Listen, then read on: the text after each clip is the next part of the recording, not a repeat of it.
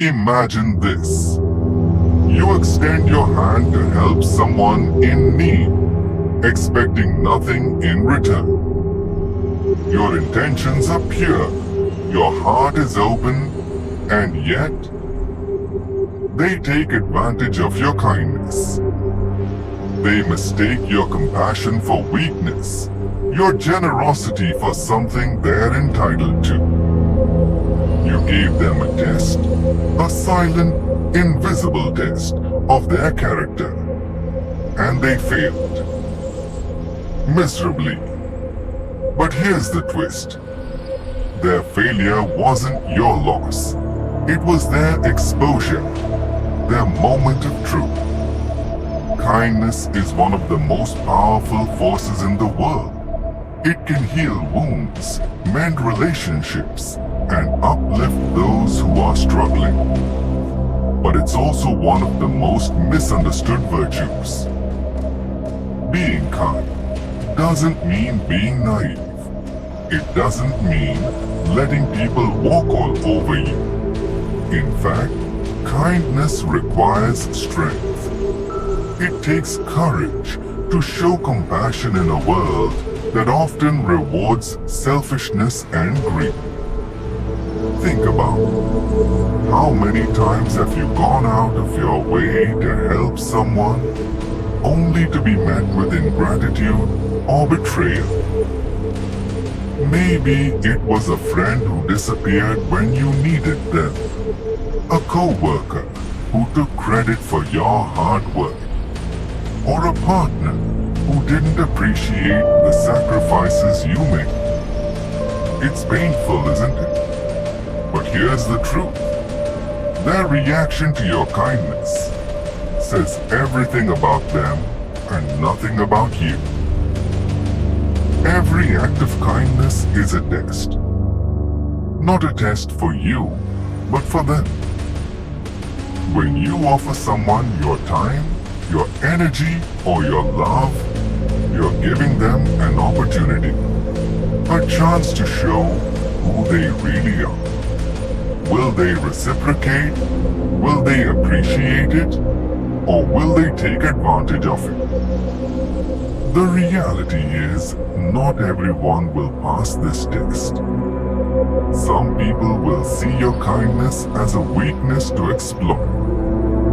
They'll think, this person is too soft, too easy to manipulate. But here's what they don't realize. Kindness is never a weakness. It's a reflection of your strength, your resilience, and your capacity to love in a world that often feels cold and unkind. So, what happens when they fail the test? At first, it hurts. It feels like a betrayal. You start questioning yourself. Was I too trusting? Did I do something wrong? Am I the problem? Let me stop you right there. You're not the problem. Their failure is not your fault.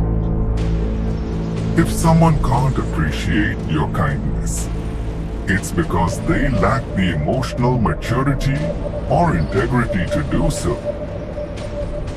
In fact, their failure is a blessing in disguise.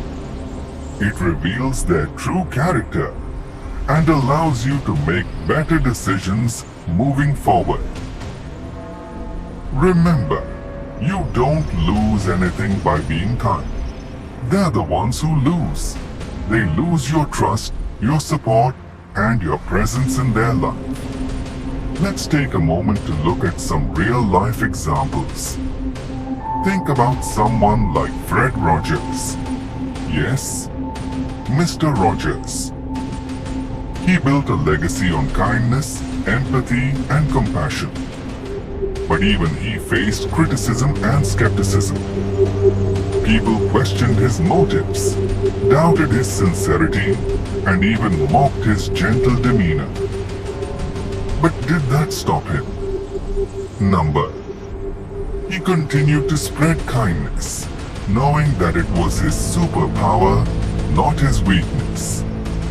And today, he's remembered as one of the most beloved figures in American history. On the flip side, there are countless stories of people who took advantage of kindness and ultimately lost everything. Whether it's a business leader who exploited their employees or a friend who betrayed someone's trust, their actions eventually caught up with them. Kindness is a test that life keeps giving us, and only those with genuine character will pass it. Now, you might be wondering, how can I continue to be kind without getting hurt? Here's the key. Boundaries. Being kind doesn't mean you have to tolerate disrespect or mistreatment. It's okay to say no. It's okay to walk away from situations or people who don't appreciate your kindness. Boundaries are a form of self-respect. They protect your emotional well-being and ensure that your kindness is directed toward those who truly deserve it. Here are a few ways to protect your kind heart. 1. Set clear boundaries. Know what you will and won't tolerate. 2. Recognize red flags. Pay attention to how people respond to your kindness. 3. Surround yourself with like-minded individuals.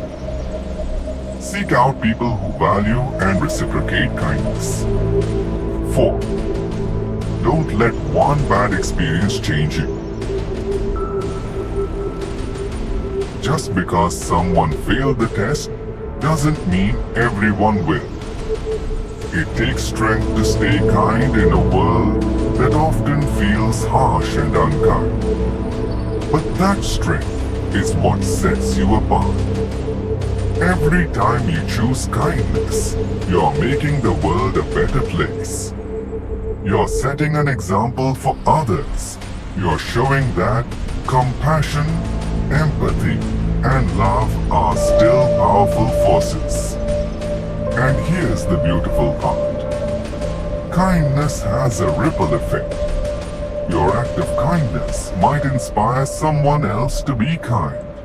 And that ripple can grow into a wave of positivity that touches countless lives. So the next time someone fails the test of your kindness, don't let it discourage you. Let it empower you. Remember, their failure is not your weakness. It's their loss. You have something they don't. The courage to be kind in a world that desperately needs it. And one day, you'll look back and realize that every act of kindness, every test, every lesson led you to a place of strength, wisdom, and resilience. Because your kindness was never the problem. It was the test, and you passed.